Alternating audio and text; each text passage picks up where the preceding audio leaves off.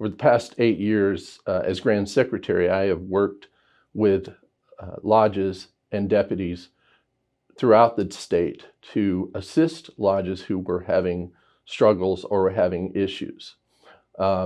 Many times those lodges can be assisted with either reaching out to them and offering them either financial assistance through the Grand Lodge Loan Program or with the leadership training and going to those lodges and talking with the leadership of the lodges. We have been able to assist many lodges over the last 8 years, and I would continue those programs and continue the assistance with the lodges.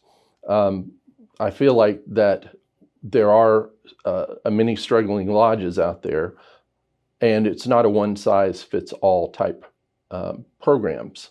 What is good for a lodge in Seattle may not be good for one of our rural lodges in Eastern Washington.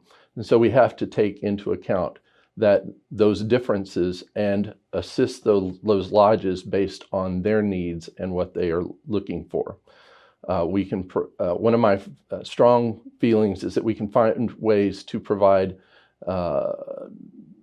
education. We can provide a different financial support for those lodges who need them. And I would encourage lodges who have not attended either the lodge leadership or have members who haven't attended other training to come to those trainings and to come to the lodge leadership, because we are constantly improving those programs. I feel like that we need to continue to develop our community outreach, our technology, and take advantage of technologies, but realizing that a lot of rural lodges may need different support and have different needs. And so we need to take into account those different needs that the lodges have. So helping and assisting our weaker lodges is, in my mind, a fairly easy thing to do, but we all have to be part of the solution.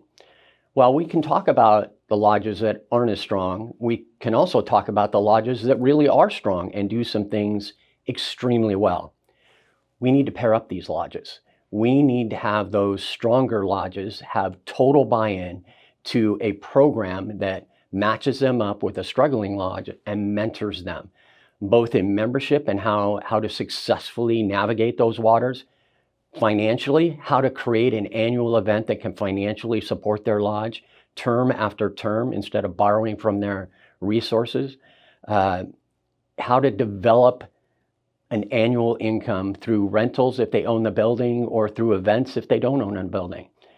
I think this is a brotherhood, this is a fraternity, and we should be eager to help each other survive, not just within our own lodge or within our district, but in our entire jurisdiction. Lodge support and development, as you hearken back to, the history of our fraternity, we were part of what made it possible for Washington to become a state because of our system, because of the way that we had a governance present through our lodge system. And that's still one of our major strengths is how we govern ourselves, right? And so, yes, we do have lodges that really are struggling. But again, I think I think it goes back to, if we just fundamentally come back to an understanding of who we are, what we're trying to do, not just in our communities, in the outer world, which there's a lot that we are trying to do through our outreach, through our charitable work, through, helping men become better men. But it's about those things that are missing in society that we possess. So our system with district deputies, lodges, it's the right way to go about this. I know sometimes we struggle, finding men that really want to step up and do this. I think that's becoming less and less the case. You just look at how many men are running for the Grand Line this year. There were many years where just maybe one guy ran. but we got 5 this year. I think that's great, and I think that we're seeing the same in our districts and our lodges. I would approach struggling lodges with listening first. Every lodge is unique, and we cannot offer any help until we understand the specific challenges. From there, I will work with the district deputies and lodge leadership to identify practical steps, whether it's mentoring officers, offering training in lodge management, or helping with membership development. On finances, I will encourage lodges to think outside the box about sustainability while focusing on quality Masonic experiences. Most of all, I will remind them that they are not alone. Grand Lodge is here to support, not dictate, and by working together, we can give lodges the tools to regain stability and thrive.